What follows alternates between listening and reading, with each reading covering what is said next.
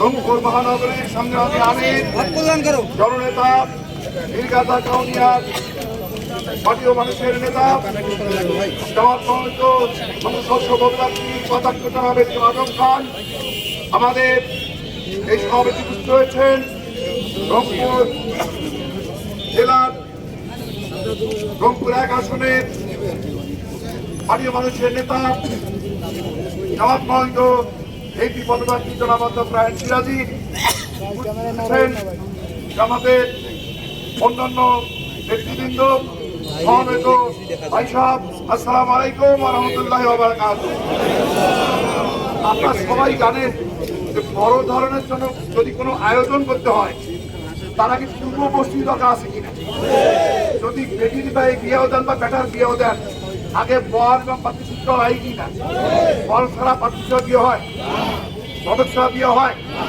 এখন আমাদের সরকার একটা ভোট দেবে, ভোটটা বিশাল ব্যাপার না। বিশেষ করে দীর্ঘ 16 বছর পর মানুষ আজকে একটা সামনে নির্বাচনে সুন্দরভাবে অংশগ্রহণ করে সুষ্ঠু পরিবেশে নিজের ভোট দিতে চায়, ঠিক কিনা বলে।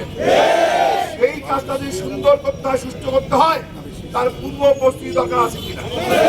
আমরা সেজন্যই জামাত ইসলামী মনে করে এই আসন্ন নির্বাচনকে যদি সুষ্ঠু সুন্দর করতে হয় তার আগে আমাদের কিছু করণীয় আছে।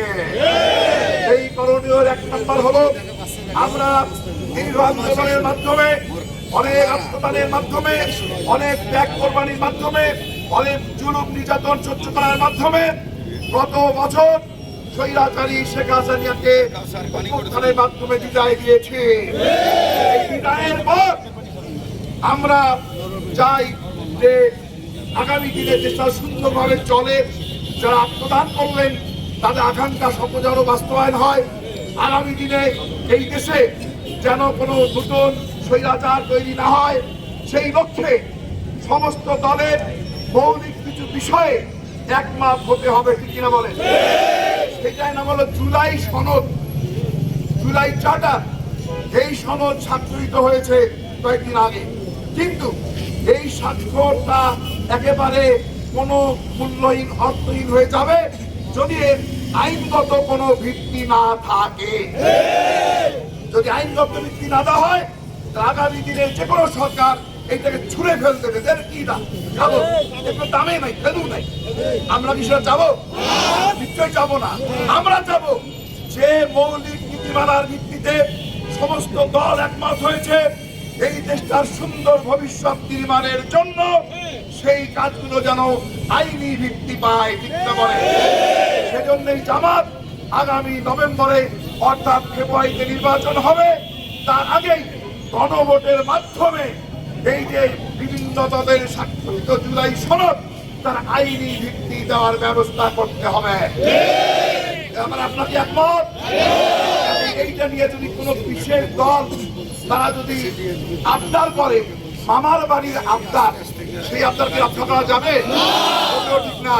দেশের স্বার্থে, জনগণের স্বার্থে, ভবিষ্যতে সুন্দর মানবিক বৈষম্যহীন বাংলাদেশ করার স্বার্থে জুলাই সনদের বাস্তবায়ন দরকার। আর এজন্যই তার আইনি ভিত্তি দিতে হবে। No compromise, no consideration. দ্বিতীয় কথা হলো, আপনারা জানেন এই দেশে বিগত 16 বছরে গণহত্যা হয়েছে কিনা, আলেমুল আমাদের হত্যা করা হয়েছে কিনা, আইনামার হয়েছে কিনা, হেলমেট বাহিনী হয়েছে কিনা, জঙ্গি দমনের নামে নিরীহ মানুষকে হত্যা করা হয়েছে কিনা। এই সমস্ত নির্মম হত্যাকাণ্ড, আবু সাইদকে হত্যা করা হলো, মুক্তকে হত্যা করা হলো, এভাবে গণহত্যাকারী 2000 লোককে হত্যা করা হয়েছে। আমরা সমস্ত গণহত্যাকারী দৃষ্টান্তমূলক শাস্তি চাই, তার সুস্পষ্ট ব্যবস্থা করতে হবে।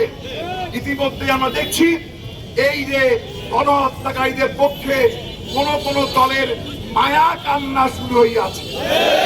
ব্যাপারটা হলো কি জানেন, সব শিয়ালের বলে একেরা বিরাট হুক্কা হুয়া।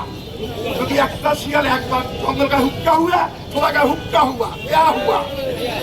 এখন দেখা যাচ্ছে আমাদের একটা দল হুকা করতেছে, এই শেখ হাসিনার পক্ষে তারা সার্টিফাই করতেছে কি আওয়ামী লীগ ছাড়া তো নির্বাচন হইবে না। কি লজ্জাজনক ব্যাপার!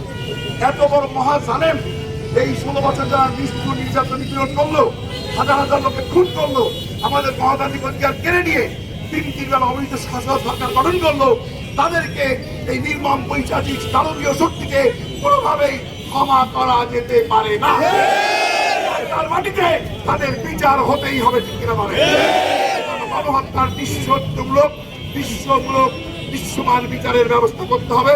কোনো টালবাহানা আমরা সহ্য করব না। দ্বিতীয় হলো, আপনারা জানেন নির্বাচন সুষ্ঠু করার জন্য আমাদের সন্ত্রাস বন্ধ করতে হবে।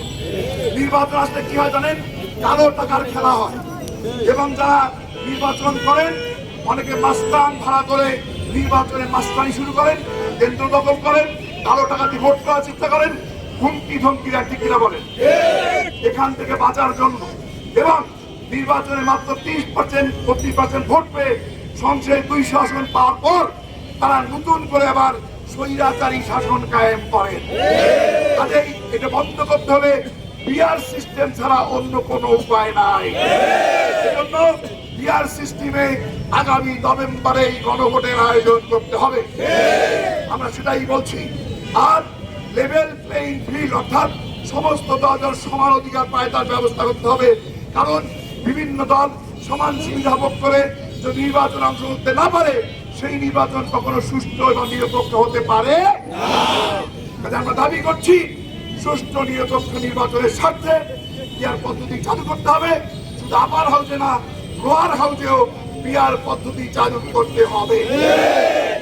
আমরা দাবি করছি, আপনারা জানেন এই দীর্ঘ জুলুম নির্যাতন স্বৈরাচারী খুনি হাসিনা শাসন এটা চলেছে, গণহত্যা চলেছে, যে কারণে হাসিনার দলকে নিষিদ্ধ হয়েছে রাজনৈতিক কর্মকাণ্ড, জানেন তো?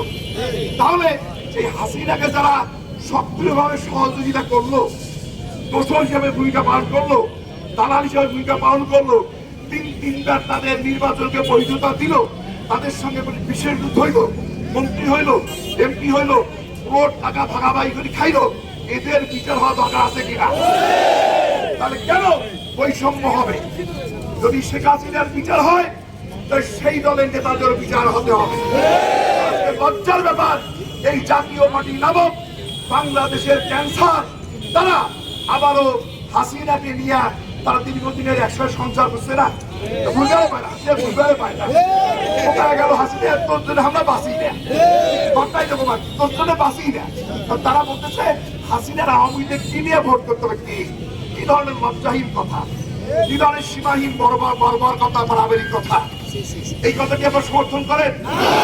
আমরা চাই যারা দোষর হিসাবে পালন করেছে, সহায়তা করেছে, অপকর্মের সহায়তা করেছে, তাদেরকেও হাসিনার মতোই বিচার করতে হবে। তারা বড় বড় কথা রংপুরে বলছেন, রংপুর কাল তালুকদারি নয়, জমিদারি নয়। রংপুরের লোককে এই জাতীয় পার্টি নামক ক্যান্সার 50 বছর পিছিয়ে দিয়েছে। তারা এখানে এমপি ছিল, আপনারা বলেন এমপি সেবা পাইছেন? ছিল সদরের এমপি, থাকতো ঢাকায় আলিশান ভবনে গুলশানে, সমস্ত প্লট, সমস্ত টাকা পয়সা, গাড়ি বাড়ি সব করছে, কোটি টাকা কামাই করছে। রংপুরের মানুষের কোনো ভাগ্য পরিবর্তন হয় না। রংপুরের অনুন্নয়নের জন্য, বৈষম্যের জন্য এবং দুনিয়া থেকে দালালি করার জন্য এই দলকে রংপুরের মানুষ হৃদয় থেকে বয়কট করেছে। তারা রাস্তা নেমে কি বলবে? আমি ওই জাতিবাদীর সাথে বলি, ভাই তওবা করিয়া জনতার কাতারে আসেন, ভুল স্বীকার করেন। আপনার কি বলবেন? জনগণের সামনে এসে ভোট চাবেন যে কুরিয়ার থেকে আমরা দালালি করছি, গণহত্যা সহিতে করছি, লুটপাট করছি, এটা বলবেন? এটা বলে ভোট চাবেন? তাহলে কিসের রাজনীতি আপনাদের? কাজেই আওয়ামী লীগের গণতান্ত্রিক রাজনীতির পাশাপাশি জাতীয় পার্টি এবং 14 দলের রাজনীতিও বাংলাদেশের মানুষ নিরাভাবে প্রত্যাখ্যান করে। এদের রাজনীতি করার অধিকার আমাদের দেশে নাই।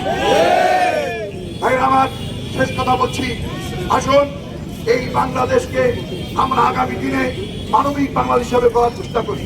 এই বাংলাদেশকে সন্ত্রাসমুক্ত, চাঁদাবাদ মুক্ত করার চেষ্টা করি।